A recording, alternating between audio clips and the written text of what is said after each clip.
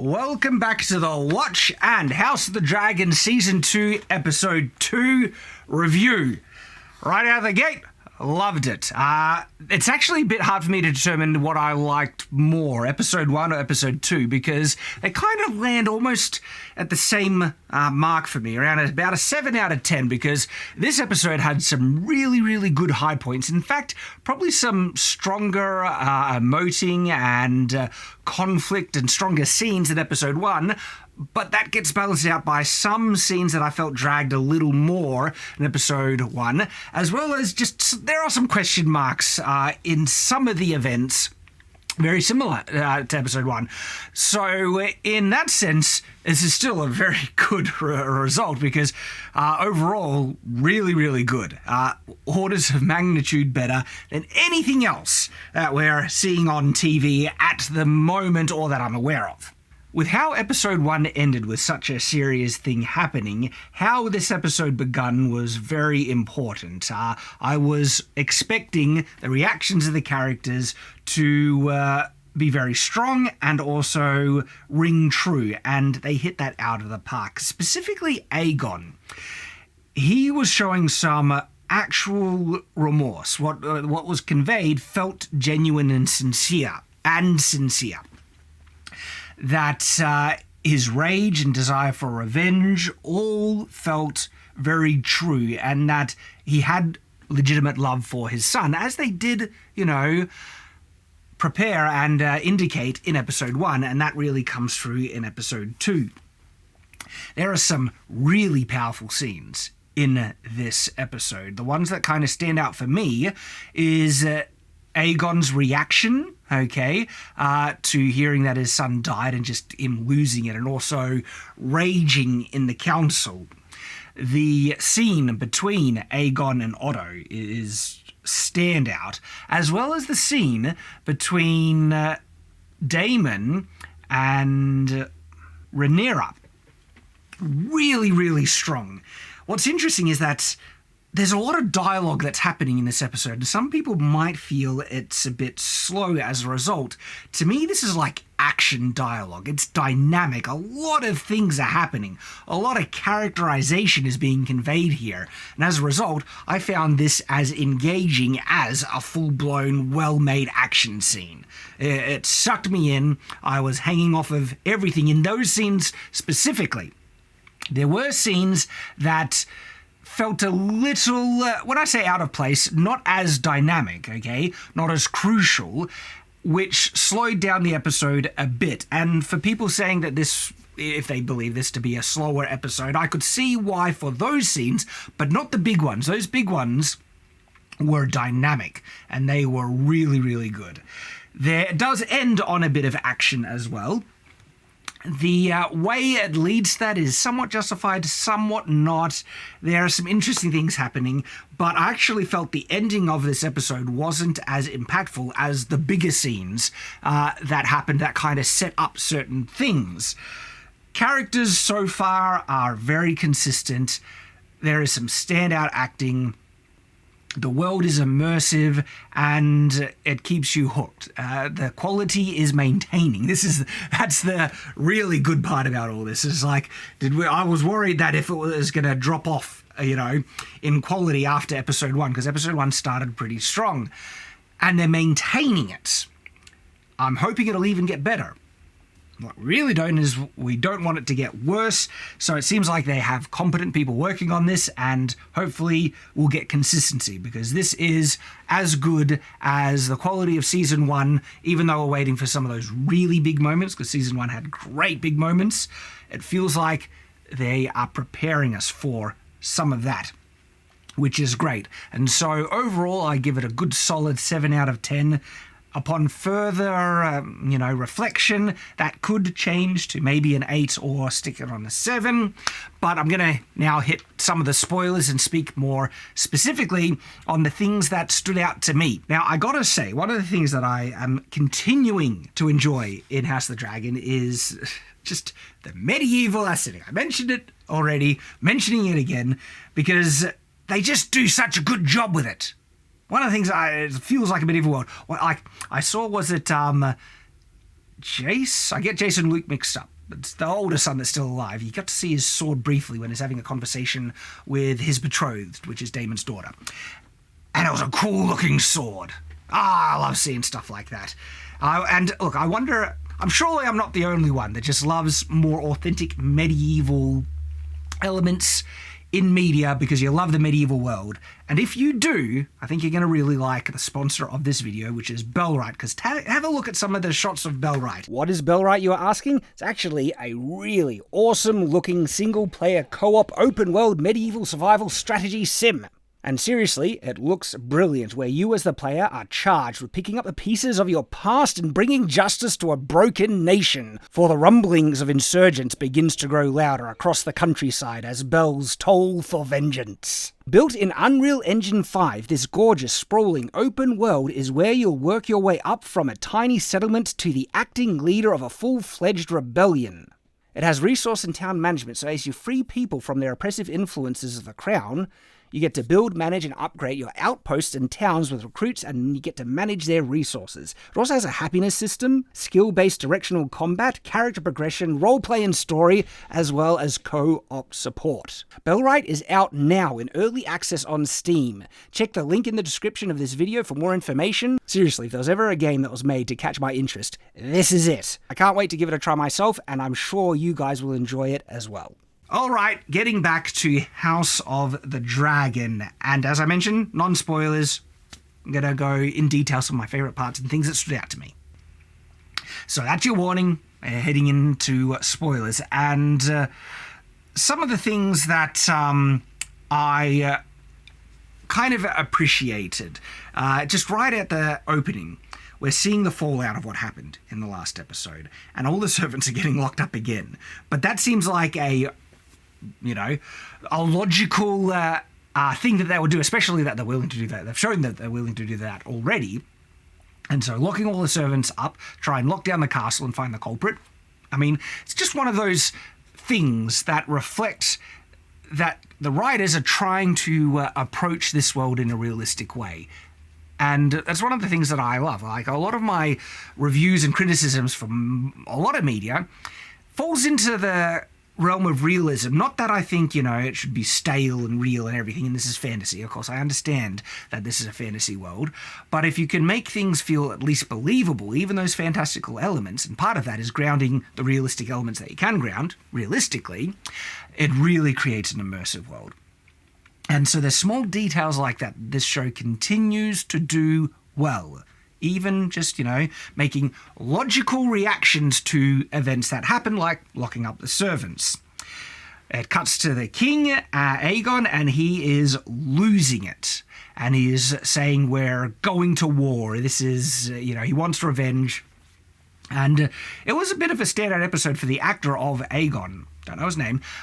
But he shows some really, serious range here. And they show this character to have a lot more nuance than they were kind of showing in season 1.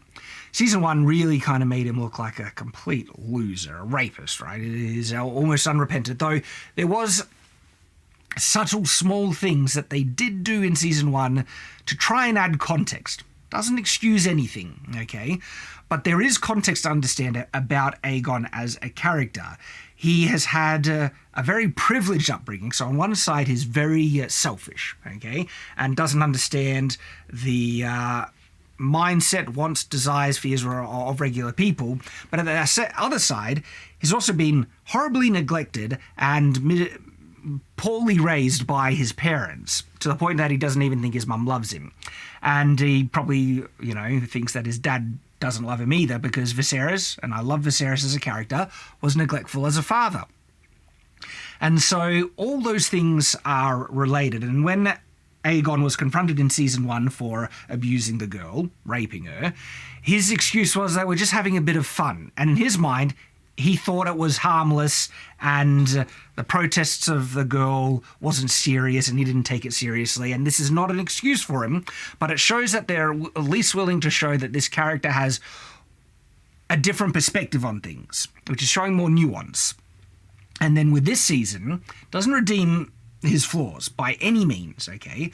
But I'm glad that they're showing a more rounded character than a complete unrepentant jerk that you could not possibly care about. And I still don't like him as a character. He's an awful, awful person, yet he had legitimate love for his son. And he is dealing with some true, genuine remorse, heartbreak over the murder of his son. And they show that pretty well. There's a later scene where he is just sitting in his chair, just crying in remorse and seemingly over the murder of his son.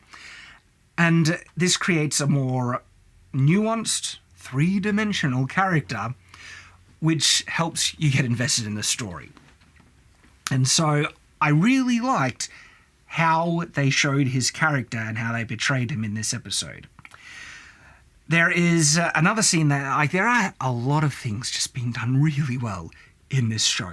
So much better than anything else. At the point of comparison, I got to bring it back to The Acolyte, because that's what's out now, and The Acolyte is so bad. One of the things The Acolyte does really bad is the writers seemingly think the characters need to explain everything to the audience, so much so that they even explain other characters' motivations, and explaining the reason why I'm doing something is because you did something, even though you know you did that, and I don't need to tell it to you, but they're going to explain it anyway. Contrast this with House of the Dragon, where they have this scene where Aemon, that's the guy with the eye patch, is in his room, and he doesn't say a word, but just through showing his expression and what he is doing, it's very clear what the character is learning. He doesn't need to say, they broke into my room and tried to kill me, to another character explaining it, because the writers don't think the audience is dumb, whereas the Acolyte that's treating the audience, and this was in my Acolyte review, they think we're stupid. They have to spell everything out. Not House of the Dragon, where they are willing to understand that the audience was going to be able to figure this out just through watching what Aemon does. He sees the open, door, passageway into his room. He sees things have been moved on his, table where he was planning how to handle the war and other things like that. And he is clearly putting one and two together. Someone entered his room. Who would have been that someone? It was clearly, assassins who snuck in. And why would they go to his room first? They were intending to kill someone. They were trying to kill him first. It's so clearly conveyed without saying a word. And that shows a level of competence and talent of the writers, and also trust in the audience not being able to do things. And it's not the only time they do this in the episode, where they convey something through character, expression, and looks. And it's brilliant. It's really good because it's also more realistic, okay? Oftentimes, not every time, but oftentimes people don't feel the need to explain things to other people when they already know the things and it's already understood in context. So it's a good little scene. It's a little scene, but it again shows the quality that we're dealing with. And it's a breath of fresh air, I tell you, because for so often, with what's happening now, we're just dealing with dumb shows with dumb writing who thinks the audience is dumb, because I think the writers are also on that level of intellect. All right, so they address something that was a annoyance in the first episode for me. It doesn't address it fully. I still think there are question marks, but I'm glad they addressed it, and that is, where were the Kingsguard? How did the guys sneak in? And so during the council scene where Aegon is raging out, basically, someone finally, doesn't, but they ask Cole, where was he? Wasn't he supposed to be on guard? And he says, I was abed. I guess that answers it. If the Kingsguard is going to assign who's on guard duty and who's not, and they can't do it 24/7. They need their rest time. And so if Cole legitimately was on, his low time, and even if he wasn't, he could probably rewrite it because he's in charge of the Kingsguard, so he could rewrite where things were. There is a question mark, because if he was assigned to protect the Queen, someone probably would be aware of that and saying, you weren't really abed, but he wasn't in front of their door, and so no one knew where he was, except we do know where he was. Thing is, though, he might be able to pull that lie off. So that's okay. But it still raises the question that Cole wasn't assigned to protect the Queen. And in my previous episode, I was getting mixed up the Queen Regent versus the Queen Dowager. Okay, the Queen Dowager is Alicent, the Queen of the now deceased king. There should have been someone guarding the actual current Queen's doors, and the fact that the assassins walked in still doesn't make sense for me. They try and explain it that a bit later that one of the King's Guard he was actually guarding the king, not the queen, and because the king was hanging out with his friends in the throne room, he was there on the lower levels. So, look, they address it, and I think it can be enough for some people. For me, it's just still like clearly there's not enough King's Guard to guard everyone, and so they obviously have normal guards around. You see the guys wearing the red brigandines, they're guards of the Red Keep. Why weren't they assigned anywhere, And it was handled better, like going back, we're dealing with the fallout of episode 1 and how the assassins, Blood and Cheese, snuck in the book. A commenter actually shared with me the passage from the book, and I was able to read that. And it makes much more sense in the book, where there actually were guards with the Queen. In the book, the Queen is actually, they go to where Alicent is, and they kind of tie her up. They kill her handmaid, and they wait for the Queen to arrive because there is she has this scheduled kind of time with her mother. And so they just wait there for her to arrive, but she arrives with soldiers, and they kill the soldiers guarding her, and then do the deed. And so that's all that needed to happen. Just have guards there and have Cheese and Blood kill the guards on their way in. And so it's just odd that they're not fully addressed, yet kind of is. At least they're doing some effort to address it, because they are endeavouring to make things make sense. Aegon continues to lose it, express his rage, and I have another. It's just very well done. And when they are starting to discuss what to do, Otto is now going to use this to their advantage, which is cold hard as anything, but perfectly in line with Otto's character. And he says that if we give the baby essentially a baby, a very young child, a funeral, it will get the people on their side. And there's just a good line from the king in response where he says, "I will not have my little son's body dragged through the streets as a dead dog." And again, it shows how much he cares for his son, and it's perfectly justified, even though there is a tactic that Otto is trying to do here. Otto responds with another good line, and this is one of those lines where it feels like they are putting the context of the world and the quality of writing above any, modern sensibilities and standards, because Otto responds with saying, "It will be a sorrow best expressed through its most gentle souls," because he's saying that the Queen, Dowager, and the actual Queen who lost, it was her child, should be in the procession so the people will see their heartbreak and then have sympathy for them and side with them in the conflict. And so that line, "a sorrow best seen expressed through its most gentle souls." Why they're most gentle souls? Because they're women, and they will show more emotion. And that's what I mean about not caring about modern sensibilities. Because modern sensibilities, people might be offended by the fact that someone is expressing that the average behaviour of women is oftentimes different to the average behaviour of men, and women more often are more willing to show emotion than men. And the fact that the show is acknowledging that reality, is good, because that is what reality is. And it shows that they're focusing on just trying to make a good story, which I appreciate, and it was just a well-written line as well. The next scene is when Rhaenyra is told what happened, and she's just like, how could they think I would do that? And they're discussing about the murder of the child, and this is that other scene where they show stuff and characters learn important things without anyone telling them, and it's portrayed just through the expressions, where Rhaenys, she looks at Daemon and can see Daemon did this. They're talking about who murdered the child, and something Daemon did caused this, because Daemon's sitting there not saying a thing. And for Daemon, he looks guilty. And they show the people noticing, and then even at the end of the scene, Rhaenyra looks at Daemon And then she notices it as well.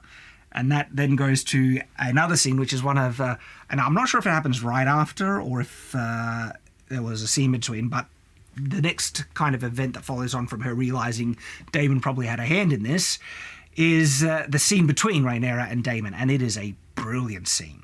Really good. This is what I mean about another dynamic scene that is as engaging as an action scene.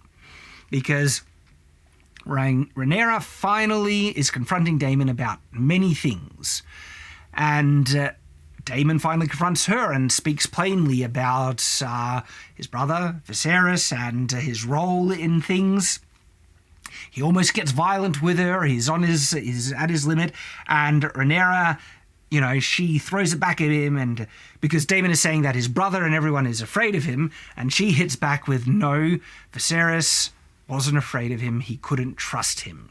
And that's the issue at play. Really good scene, and it pushes Daemon to one of those breaking moments. And it's shown, and this is, again, consistent character writing. It's done so well. Daemon is pushed to a breaking point once again where something inside snaps and is going to do something decisive as a result. They've shown him do this in the past. One of the big moments was when he was trying to defeat the Crab King, and he gets the letter from Viserys offering him aid, and he snaps and then just goes, berserk and defeats the Crab King himself. That was one of those moments, and it was a great moment because I was like, all right, he's snapped. He's about to do something, and this is what such a strength of Daemon's character here. He's an agent of chaos, and so you get the impression he's going to go off and do something serious, and it was well set up. And it just makes you hooked in to want to see what happens next. And it leaves you wondering. And I have a note here. It's like, so far in this episode, I'm hanging on for every word. Every scene is just, nothing is wasted. I'm hooked in. This is brilliant. There are some later scenes which weren't as engaging. And it's introduced the characters that clearly they're there to set something up. But in this episode, we don't really have the context to know exactly why, apart from, there is the blacksmith guy, I think, and it's showing that his daughter's sick and that there's not much food in King's Landing, and it just wasn't done as elegantly. If they wanted to engage us in introducing these characters, it would have been with perhaps another character we're already invested in, and something in addition is happening, where this scene was just kind of forced in because of a necessity that these characters are going to be doing something later on. There was that scene, and then there was another scene with some guy on the boat talking with another guy that serves Corlys Valerian, and they just talk because he's back, he wants a stew, and then they talk about joining the war, and that's one of the ones where it slowed things down a bit. Cole, he obviously feels guilty. There's a good scene with Cole, actually, where he walks to the room where the son was murdered, and he sees the servants cleaning it up. And there's just another great scene where you can see what's being conveyed without Cole saying, gosh, I feel guilty, I should have been there to protect him. He doesn't need to say that. It's shown.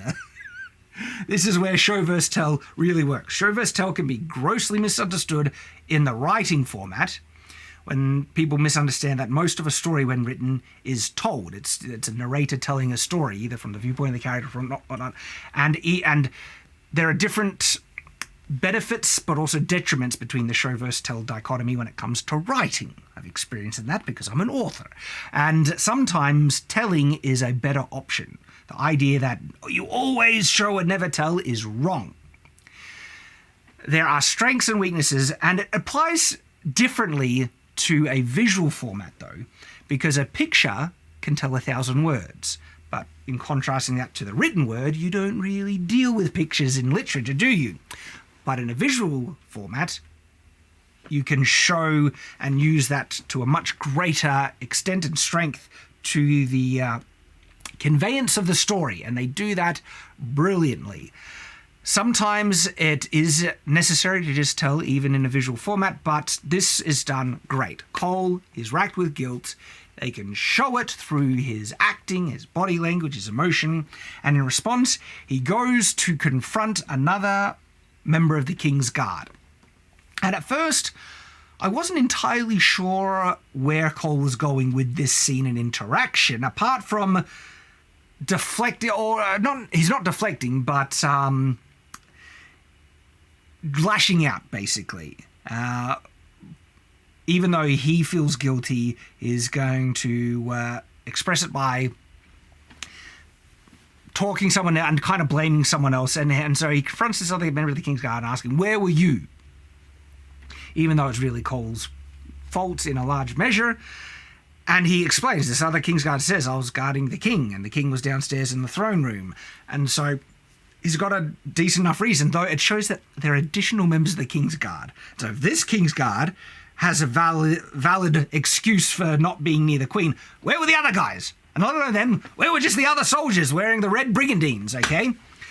But Cole has a reason to target this guy specifically, which rounds off the scene nicely, because without that, it was a little, what's going on? There's a lot of other people you could logically blame. Why are you lashing out at him? And turns out Cole does have a valid reason. And so he is trying to make this member of the Kingsguard feel guilty. Even though, and so I think it's partially him, projecting, but also he is trying to prep this guy to do the task that is about to ask him to do. And by putting him in the right mindset, making him feel guilty, making him feel he has to do something to regain some measure of honor if he has made a mistake. Lumping blame on him is one of those things. And so there is actually some manipulation that Cole is doing here, which is working, and it makes sense. It fits with it in everything that's happening. And so he tries to make him feel guilty for not being able to protect the king. The guy rightly tries to defend himself. So, where were you, Cole? And Cole doesn't answer that. Instead, he deflects and then says, you could have stopped it all, I think. Effectively, something because it was the conflict with the brother. And then so Cole then pivots and gets him to feel guilty about the brother. And then ultimately asking this Kingsguard member, because he's the twin. This is the other twin who sided with the blacks, and his brother sided with the greens. Maybe I got those mixed up. But anyway, so the current one, that Cole is there on the green side. And because there is a twin having free access to Dragonstone, and they're identical twins, this one can easily get inside, and Cole orders him to go and kill Rhaenyra. And he says you can potentially end this war. And I think that's the key thing that convinces him to do it. And so, well set up. At first I was wondering what Cole was doing, apart from venting, but no, this actually was more tactical on his side, and it was a strong scene as a result. The next scene, we see that all the rat catchers have been executed.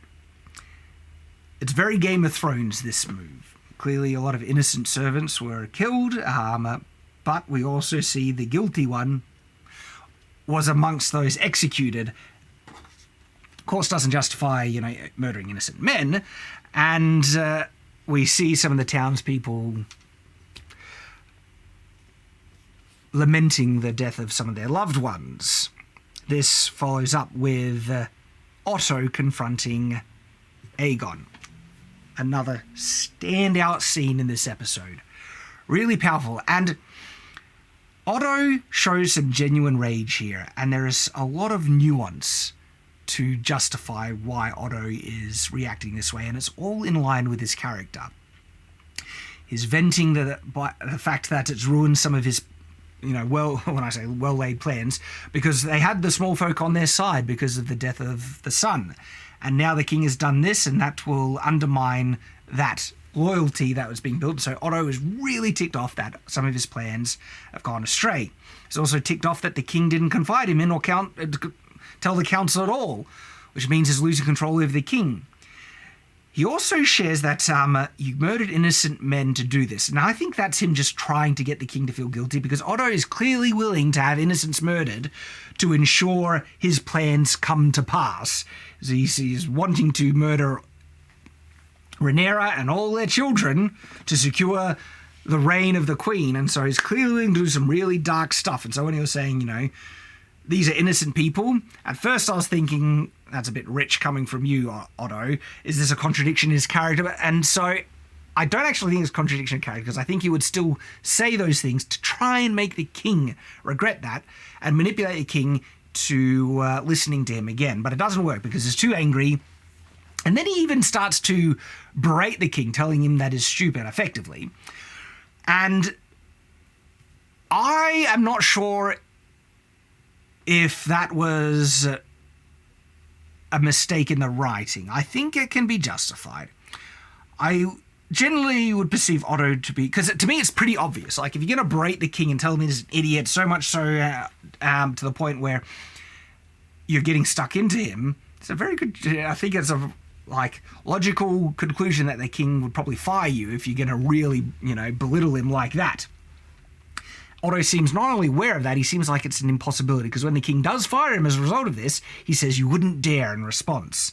And so I think that line there is them trying to say he didn't even consider this a possibility. He feels so secure in his position that he could get away with, talking the king down in such an aggressive way and have his position be assured. I think that would have to be some pretty showing a lot of arrogance and oversight on Otto's part, but it's not beyond the realms of possibility that someone could have that oversight.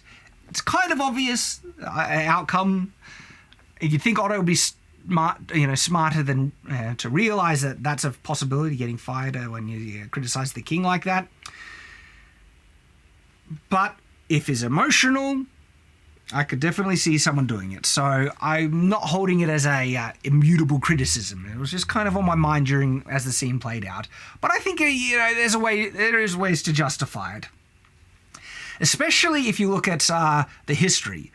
Otto has bullied and pushed Aegon around through most of their upbringing. Like, there was a scene in season 1 where Aegon was drunk this was at the funeral scene when they were with the Valerians, and Aegon was drunk and Otto kind of manhandles him, gets him up and pushes him in. And so Otto's clearly been somewhat of a disciplinarian and telling Aegon what for, and perhaps he thinks he still has that influence and right over him and hasn't picked up too much that Aegon is ready to step out and deny his authority, especially with some of the whisperings that Larys has been giving him. Let's just quickly point out, see the depth and complexity of the relationship that I've just been talking about here, where I've been discussing the viable justification of the character's actions, and I have a lot of elements in the story, events, to latch onto to find that justification. I'm not making things up. It's all there in the story. And I'm just pointing this out as a reflection, again, of the quality of the writing here, that there is so much nuance that you can dive into and discuss, even with possible question marks. Is this a flaw in the writing? But then it builds that reflection and discussion that there is a lot of stuff happening in this story, and the characters have a lot of elements and sides to them where it's all working. It's doing a really good job. And even possible criticisms actually can be explained because there's the groundwork. The foundation has been laid in the story to justify mostly what happens. I'm not saying everything is justified, but here I'm willing to give it a pass and say, okay, I can go with Otto having this oversight and then getting fired. And there's just some great lines, when the king says, what was it? We need to act more in blood than with ink, something along those lines. And he says Cole has been acting, and then he's like, Otto responds like, and what exactly has Sir Cole done, or something like that. Great deliveries on all those lines. And genuinely, when Otto was fired, I was expecting Larys to be assigned as the hand. That was where I was kind of indicating, and no, Aegon gives the role to Cole. I wasn't expecting that, and I like that when my expectations are subverted and something else happens that also makes sense. It makes complete sense that Aegon would choose Cole for what is done. And it's funny because Cole was clearly not expecting that promotion. He was just acting out of guilt. It seemed like Cole was wanting to he felt somewhat responsible for the death of the child, and so if he can have Rhaenyra be killed on his command, that kind of, and potentially ends the war, that kind of redeems his stuff up there. And that's what it felt like he was acting out, not to get a promotion, so he was surprised, but because the king values what Cole did so much, and he says, yeah, he's been doing stuff, you've just been writing ink, it made perfect sense, and it was something I was not expecting, and that's one of the things I'm really enjoying about this show. I'm not able to predict what's going to happen, because so many different things can happen. And it's brilliant. It makes me wanting to watch the next episode, and I'm engaged as a result. So then we come to the twin arriving at Dragonstone to assassinate Rhaenyra. There was a scene that's we need to quickly unpack a bit, because that's the setup which causes what happens to happen, right? Is the White Worm. She's the Whisper Keeper and everything. There's a scene between her and Rhaenyra talking about her release, and I do think it's within Rhaenyra's character to just release the White Worm. Rhaenyra has done a lot of mistakes, and there is the question mark of this, if this was a mistake. I was discussing the fallout and how this was done out with Mola, Ryan, and Gary over on Roderick's channel, if this was somewhat contrived. And I do think it is. I think Mola has a point in his criticism where it feels like she was primarily released so they could have her notice the twin sneaking into Dragonstone in a too convenient way to then have her be the one that essentially saves the Queen's life. And it was just too convenient that the Queen, it was thanks to because if the Queen didn't choose to release her at this point, then she's dead, essentially. And I do agree, because there are some question marks. There are some question marks about what's going on. Did no one notice a member of the Kingsguard on the boat on its way to Dragonstone that happens to be looking exactly like someone that's already on Dragonstone? What about when they pulled in? No one on the dock who is familiar with the guards on Dragonstone noticed a member of the Kingsguard getting off? That's like, well, hang on, what? Gary was mentioning in the book that he wasn't wearing the armor when he got off the boat. That would make sense. He would need to have been disguised, right? But they still could have had the White Worm lady, what's her name, Misseri, I think, noticed him because she's seen them before, right? So even in disguise, if he has a hood on, she could spy and just, I recognize him. So the armor thing is pretty dumb, honestly. It's pretty dumb. Someone would have noticed a member of the Kingsguard wearing the armor. And they could have had their cake and eat it too, because I accept certain levels of contrivances when they're not world-breaking, because circumstance, serendipity does happen in the real world. And so I'm willing to accept certain things happening by just dumb luck in a story, so long as it doesn't happen all the time, it's rare, and you're willing to give, I could accept that happening. And the fact that she is being released, and the only way for her to leave Dragonstone is by a boat. The only way to arrive at Dragonstone is via a boat. And so she is then leaving Dragonstone at the time a boat has arrived, which has the, twin, I forget his name, on it. And therefore they pass paths at that exact time. That actually can be justified by the mere fact of how they arrive and leave Dragonstone. There is, of course, circumstance at play that she was released at around the same time when the twin was arriving on the same boat that she was planning to catch to leave. I'm willing to actually accept that. Like I said, luck does happen in the real world. But the whole armor-wearing thing is, that's where I agree. It's like, that's a bit dumb. But they could have actually had her notice him, even not wearing the armor, and then alert the guard, someone that, the other brother is here. It is a bit contrived. I will happily admit that. And perhaps there was a way that they could have done it without any contrivance or relying on luck at all. In fact, of course there was. A talented writer could pull this off. And so there's the kind of bit of criticism there that the show isn't flawless. And so he arrives, and I think how he chooses to get is like they say, "I thought you were within," and his answer was something of the effect of like, "You need to pay more attention." I'm paraphrasing, can't remember the exact wordage. And so they let him in, and he looks exactly like. Would have made sense again if he was disguised, found a rock or something, then dressed the armor, and then approached. Okay, so he's in, and there was good tension in this part, because maybe would he run into someone that they just left the other brother and then turn a corner and run into someone who looks exactly the same? But they actually, I feel they sell him sneaking through, and he waits around corners, and he eventually does locate his brother, which means he can kind of, move separately to him, and he finds where the queen is. He locks one of the outside doors. What's the key there? That's another question mark.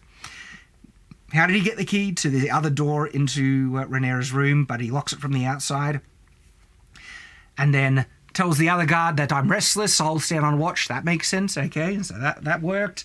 And then the other guard leaves, and then he sneaks in and going straight for the kill, but his brother barges in and stops him before he can manage it, and seemingly it's implied that the brother was alerted, or the castle was alerted by, is it Mysaria, who noticed, the assassin sneaking in. So I think these parts all work, and then we get to a pretty, when I say decent fight scene, it was decent in the sense that there was good conflict. The choreography I felt was, it was messy in the sense that they would purposely not showing a lot. There was a lot of closer angled cuts where we don't see a lot of the movement. And so it was fine.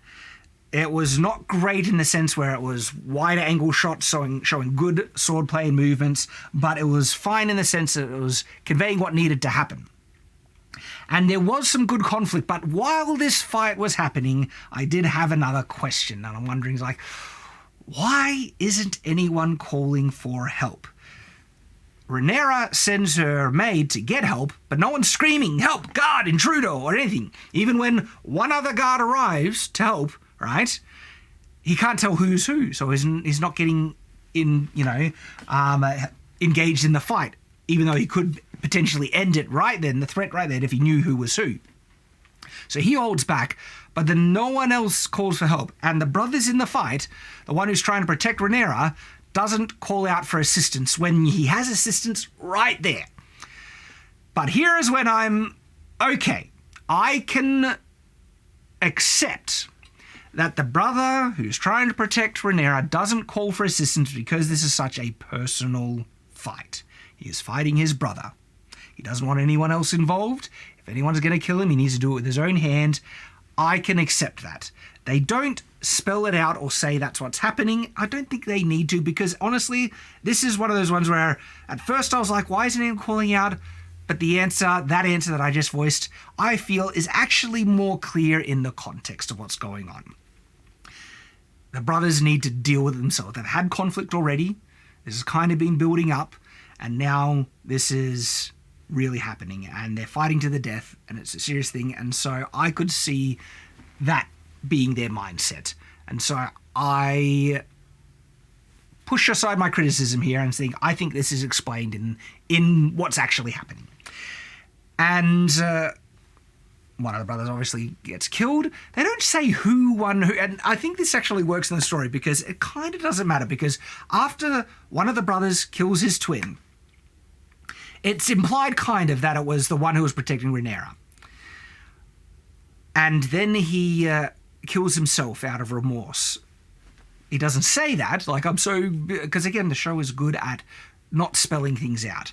It's conveyed, it's implied, and it seems like it's the guilt of having just now being forced to kill his brother that he will take his own life because he can't live with it. And he literally falls on his own sword. And I actually kind of like this part because it's difficult to kill yourself. And when you feel the pain, I'm not saying speaking from experience, speaking from historical context of having studied some of this, right?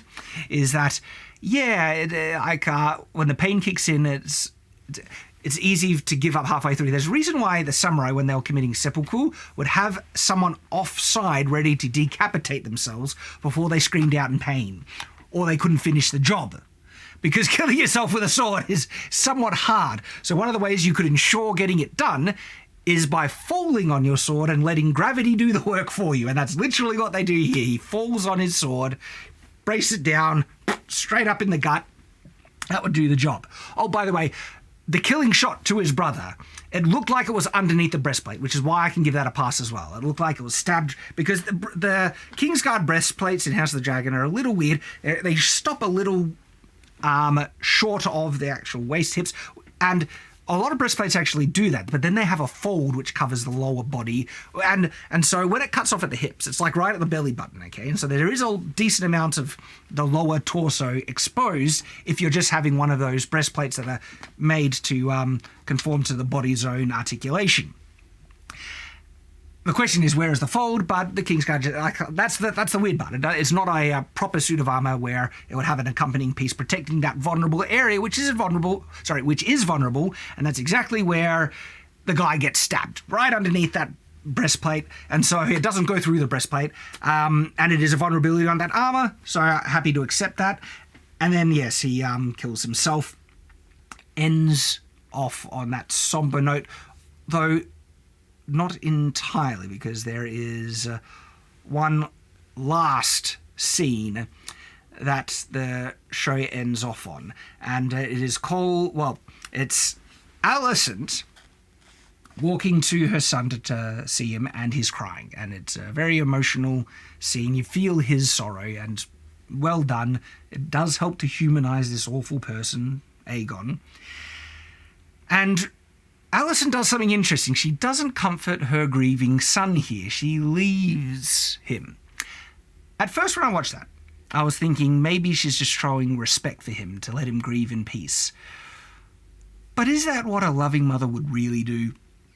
Ryan, on our discussion on the live stream with Nerdrotic, points out that he thinks, and I think I agree with him, that this is a reflection of the way that she was raised. She wasn't showing much affection from Otto, and this is a sign of her poor parenting. And then she just goes off to be on her own, and then she finds Cole waiting for her, sitting on her bed, obviously waiting to do some activities. Her response is to slap him in the face, and so I wonder if that's like, how dare you, think that I would want to do this in this moment right now when we're dealing with so much. And she slaps him again, I think the third time, but then just gives in, and then she's happy to do that. And look, that is, I think, our mother being somewhat neglectful, happy to have certain activities while her son is grieving for the murder of his own child. It shows that the characters are somewhat messed up, right? But it also feels very human and flawed, which is what I'm enjoying about the show at the moment. I generally like shows where there's someone noble to latch onto. I had that in season 1 with Viserys, but I'm kind of surprised at how much I'm enjoying watching the story play out with these characters. There are certain characters. I like Jace. Jace might be the most noble one at the moment, and I don't expect him to have a pretty happy ending, let's say, but I'm invested in the characters easily well enough to want to know what happens. I did miss an odd scene that I want to mention. I was trying to go chronologically, but there is this odd scene with Aemon, Eyepatch, where he is at a brothel, and it's a kind of a weak scene for him, but it shows some of his vulnerability where he is wanting some motherly affection. And it's another one of those things that's showing, or it's implying that he hasn't really gotten any motherly affection from his real mother, Alicent. It shows her flaws. As much as she presents herself in being this prim and proper person, she's been, looks to be a very neglectful mother and just a bad mum overall. And it's messed up her children a lot. They didn't really need this scene with Aemon, though. I think it could have been conveyed in other ways. It makes him look more weak, and he ends up saying stuff that we already know, that he regretted, the death of, was it Chase? The younger boy, anyway. He didn't mean it and things like that. And I'm not sure it helps his character out showing this kind of soppy weak side where he was presented as being this kind of infallible badass before, which was a strength of the character, made you really, to show this weak side, I'm not sure it built his character. It shows the other sides to him, but again, they could have done it in other ways, and it's not really new information. And so I'm not sure I like that scene. Some people will, I guess. That's just my subjective take on that. But that is overall my in-depth thoughts on House of the Dragon, Season 2, Episode 2. And I'm still kind of sitting on that 7 out of 10. There was really strong moments, some moments I really liked in it. But on reflection, I think there might be some more moments I like more than Episode 1. Just those strong scenes. Again, the scenes with Aegon, with the sorrow he has over the death of his son, the scene with Aegon and Otto, and the scene between Daemon and Rhaenyra, top tier stuff. And the ending kind of fight between the twins, that really, I might be pushed to a 7.5, I think. Because I just really like those scenes. So there we go. That is my review of House of the Dragon, Season 2, Episode 2. Let me know what you think in the comments below. And I'll hope to see you on the next episode. As always, stay on watch.